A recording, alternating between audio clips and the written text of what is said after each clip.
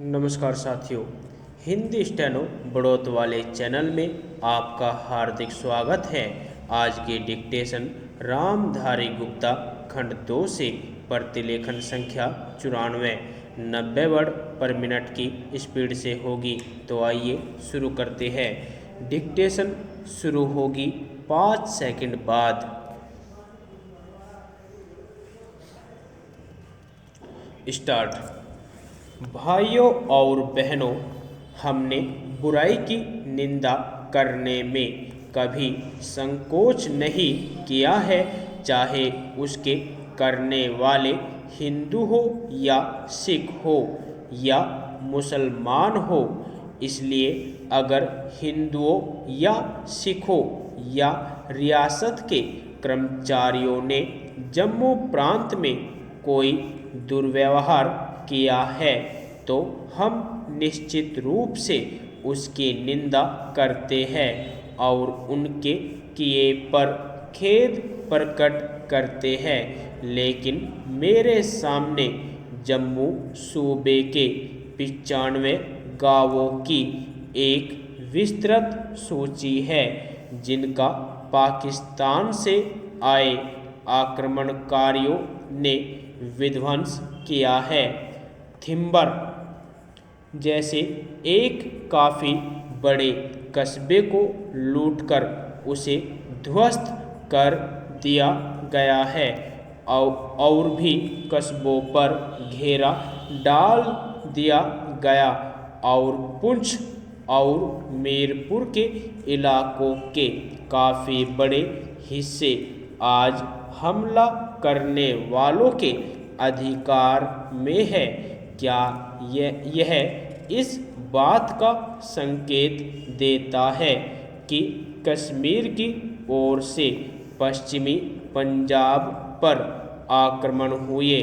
इससे क्या यह नहीं प्रकट होता कि पश्चिमी पंजाब से कश्मीर रियासत में बराबर संगठित हमले होते रहे हैं?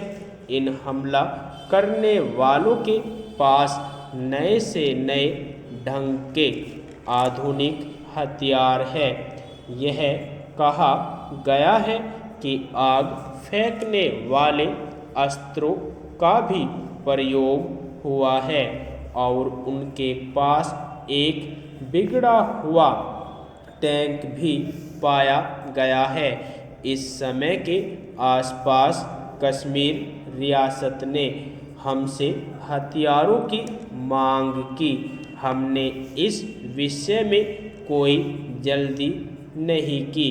हालांकि हमारे रियासती और रक्षा मंत्रियों ने मंजूरी दे दी थी, तथापि वास्तव में कोई हथियार भेजे नहीं गए। 24 अक्टूबर की रात को पहली बार कश्मीर रियासत की ओर से भारत में मिलने की तथा सैनिक सहायता की प्रार्थना की गई। 25 तारीख को हमने रक्षा समिति में इस पर विचार किया, लेकिन सेना भेजने के विषय में इस कार्य की प्रत्यक्ष कठिनाइयों को ध्यान में रखते हुए कोई निर्णय नहीं किया। 26 तारीख को सवेरे हमने इस मामले पर फिर विचार किया। अब तक स्थिति और भी नाजुक हो चुकी थी। धावा करने वालों ने कई कस्बों में लूटमार की थी और महोबा के विशाल बिजली घर को, जहां से सारे कश्मीर में बिजली पहुंचती है, नष्ट कर दिया था। वे घाटी में प्रवेश करने ही वाले थे। श्रीनगर और सारे कश्मीर का भाग्य अधर में था। हमारे पास सहायता मांगने के जरूरी संदेश न केवल महाराज की सरकार की ओर से बल्कि जनता के प्रतिनिधियों की ओर से भी आए, खासकर कश्मीर के उस बड़े नेता और नेशनल कॉन्फ्रेंस के सभापति शेख मोहम्मद अब्दुल्ला के पास से। कश्मीर सरकार और नेशनल कॉन्फ्रेंस दोनों ही ने इस पर जोर दिया कि कश्मीर का भारतीय संघ में प्रवेश हम स्वीकार करें।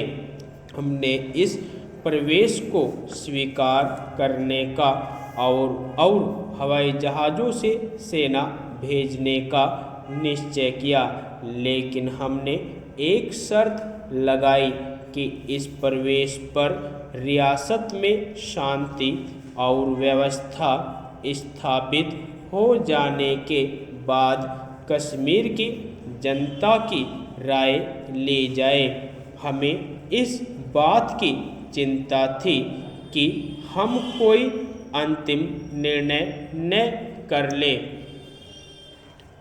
यदि आपको डिक्टेशन अच्छी लगी हो तो हमारे चैनल को सब्सक्राइब करें तथा वीडियो को लाइक व शेयर भी करें। धन्यवाद।